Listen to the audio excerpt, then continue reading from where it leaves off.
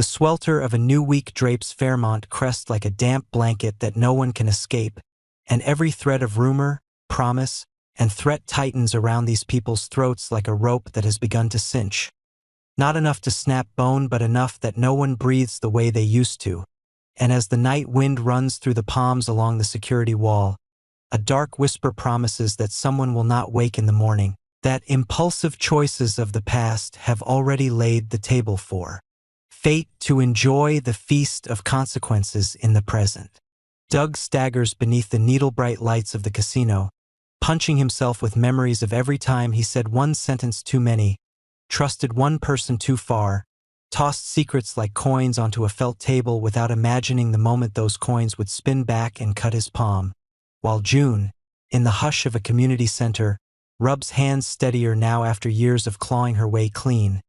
Yet her eyes still carry that quick flicker, as if the shadow of the old days waits at the end of the hall ready to pounce if she slips. And Randy, the spice poured into plans to make them bite, sometimes too salty, sometimes too hot,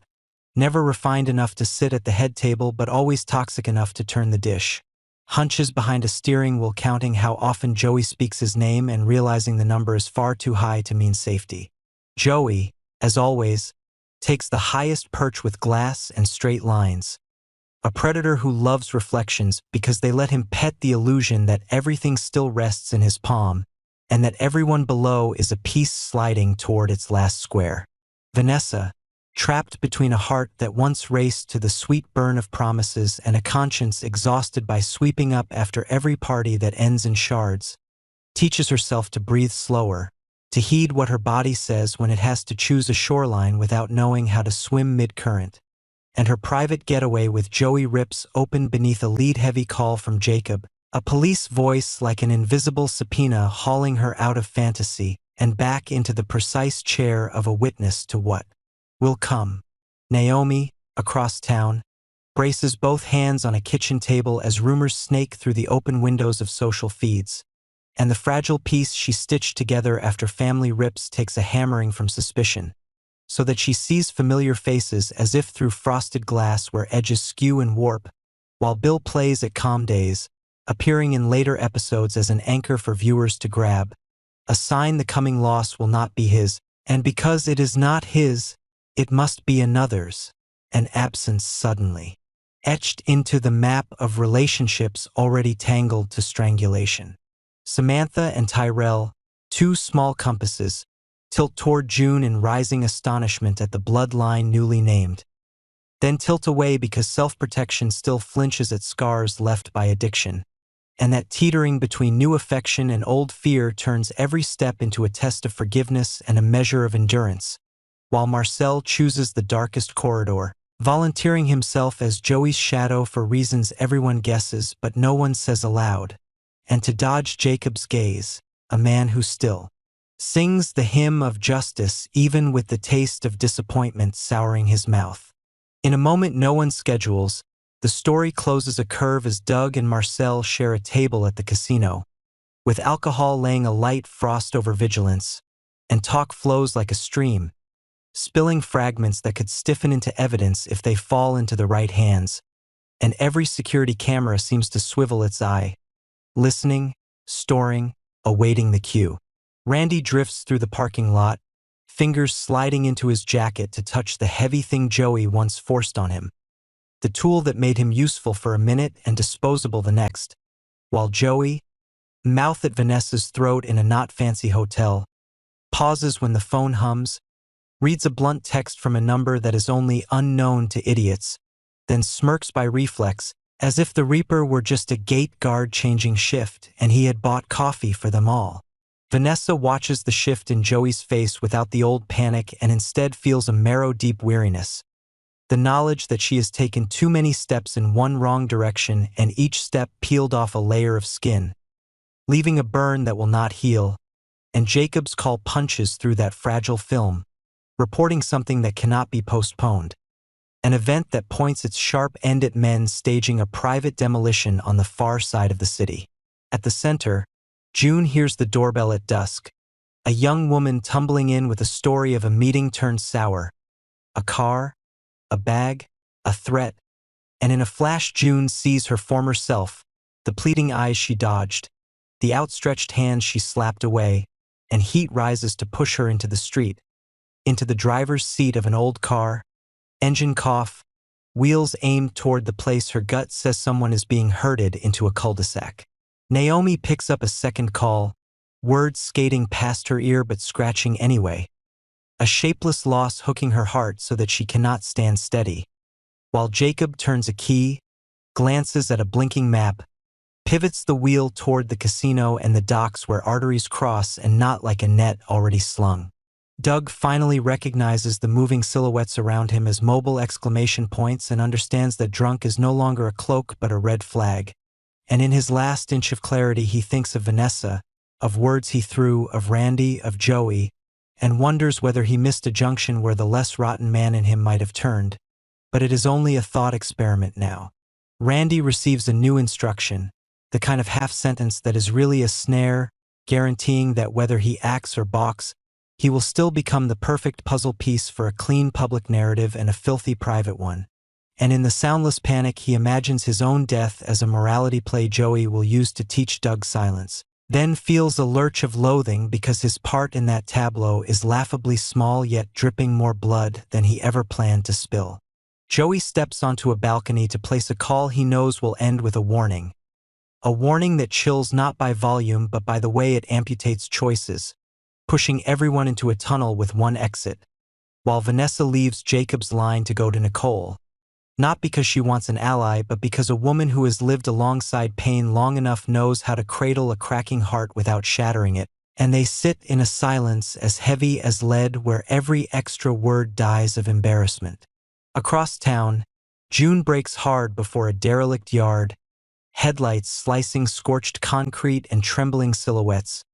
catching Samantha in that blurry threshold where fear and fury look almost the same. And when another shape rises from the dark, June reacts with every instinct of a survivor who went to the bottom and clawed her way back. Then engines rev, gasoline stings the air, tires bite gravel, and everything blends into a score of danger with no rest notes. Jacob rolls through an intersection, sees yellow, sees tire-blackened signatures from desperate spirits, clicks the radio to summon the nearest units,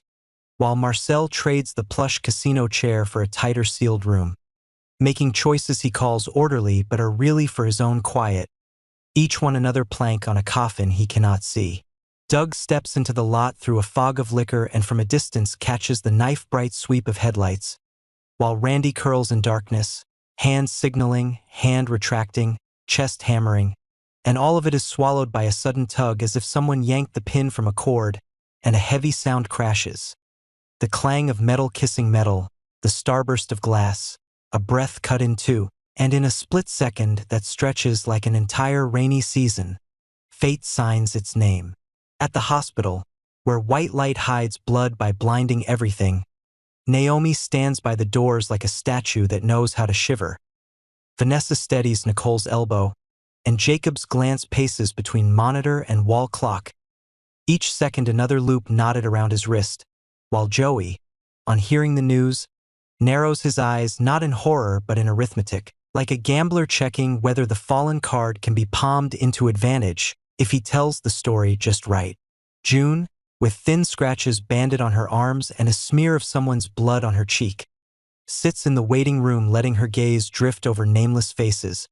and inside her a decision sprouts and shoots, one that will permanently redraw her place in Samantha and Tyrell's lives. Because if the price of redemption is to plant herself exactly where she once refused to stand, then tonight she has obeyed the heart's order. Randy, if he remains, turns into a hanging question, and corridors buzz with hypotheses. That a man easy to discard is often the receipt stapled to the bill, that a death right on time can silence a mouth running too loud, that an accident can be staged so clean every camera witnesses it and still no one reads the truth, and in those shadowed alleys of rumor the silhouettes of Doug, Randy, and June flicker and overlap like overexposed photographs. By week's end, when the schedule promises scenes drowned in feeling, Vanessa goes to Nicole again, not for counsel but for a mirror bright enough to show the moment she lost her outline and whether it can be traced anew. while Joey decides to speak in public with a spine-chilling warning. One that needs no details because people are already filling in their own names, and everyone, from Naomi to Jacob, from Samantha to Tyrell, understands that someone's hourglass in Fairmont Crest has emptied, leaving a fine dust on old decisions and signaling a new chapter written in darker ink. Smoky with scorch, ruthless toward illusion. Death, when it comes, is not exactly a sucker punch but the sum of small choices dismissed, vague alarms ignored, warnings turned to gossip, and the moral desert of the powerful has fed a storm strong enough to rip off roofs, forcing each person to clutch what remains and answer whether rage will lead or mercy will sprout,